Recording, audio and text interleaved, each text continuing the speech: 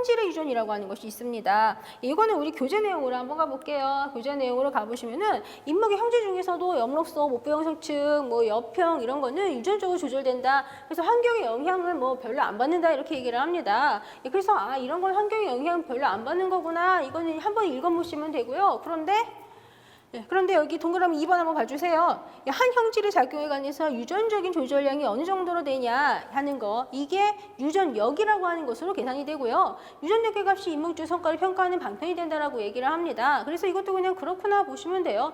그리고 우리는 이제 유전력을 조사하기 위해서 교배 시험을 하고요. 그 차대 특성을 측정을 해서 그게 직선적인가를 관찰을 해요. 한마디로 부모 세대가 가지고 있는 형질이 바로 밑에 후대로 내려가는지를 조사를 한다라는 얘기예요. 그런데 만약에 차대 표현이 양친의 중간이 나오면 그거는 일반 조합 능력이라고 말한다.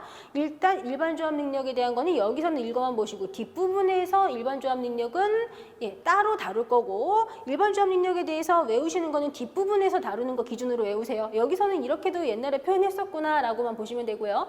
그리고 여기 이제 4번 한번 봐주세요. 4번을 보시면은요. 4번 보시면 형질이 우선적 효과에 변하는 것이라고 한다면 그 결과는 특수조합 능력에 의한 것이다 이렇게 얘기해요. 그런데 특수조합 능력이라고 하는 거 이것도 뒤에서 다룰 거예요. 뒤에서 다룰 거 내용 기준으로 암기하시면 되고요.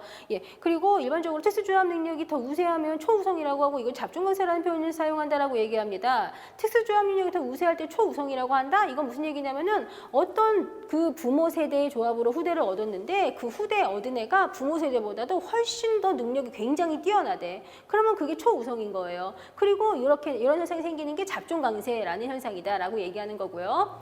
그리고 여기 이제 보시면 동그라미 5번 한번 봐주세요. 인목에 있어서 직경 및 수거 생장은 상가적 유전 양식에 따르고 있다라고 얘기합니다. 상가적 유전? 간단하게 이거는요, 복수의 유전자의 영향이 더해져서 효과를 갖는 유전자 기능이에요. 복수의 유전자의 영향이 더해져서 효과를 갖는 거, 그거를 여기서 상가적 유전 양식이라고 생각하시면 됩니다.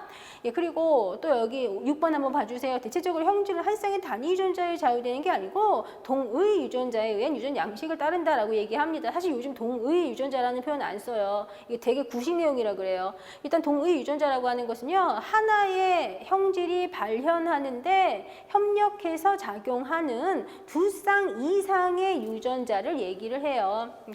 그래서 이렇게 동의 유전자에 의한 유전 양식을 따르고 있다라고 얘기하고요. 그런데 수간의 형태, 목재의 비중 이런 건 유전력의 값이 높다라고 얘기합니다. 그리고 내충성과 내병성에 관여하는 대륜 유전자의 수는 적고요. 이거는 그냥 그렇구나 보시면 돼요. 그래서 지금 동그라미 1번부터 6번까지는요 외우실 거 없어요. 외우실 건 없고 그냥 간단하게 그냥 이런 내용이다를 그냥 제가 말씀을 드리는 거예요. 그런데 7번이 중요하죠. 7번 보시면 제가 컬러 표시해놨죠.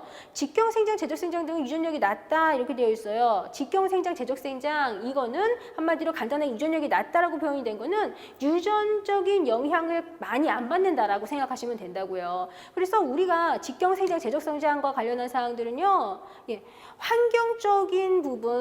환경적인 부분을 어떻게 조절을 해주냐, 그리고 내가 이 나무 관리를 어떻게 해주냐에 따라서 직경성장, 제적성장은 되게 많이 영향받잖아요.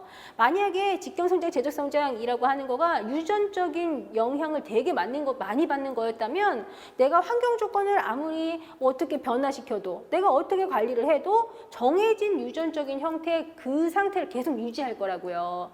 그런데 이거는 유전의 영향은 크게 받지 않기 때문에 내가 여러 가지 환경적인 조절을 통해서 직경생장이 커지게 할 수도, 줄어들게 할 수도 있다는 얘기예요. 이렇게 변할 수 있는 거, 내가 어떻게 조절하냐에 따라서 변할 수 있는 성질, 그런 걸 우리가 이제 가역성이라는 표현으로 얘기를 합니다. 그리고 여기 동그라미 8번을 한번 읽어보시면 되고요. 그래서 여기 7번 내용 이거를 기억을 하시면 되고 나머지는 외울 거 없어요. 그래서 여기서 직경생장, 제적생장은 유전 영향을 많이 안 받는다. 이게 핵심이라고요. 그래서 이것만 기억하시면 돼요.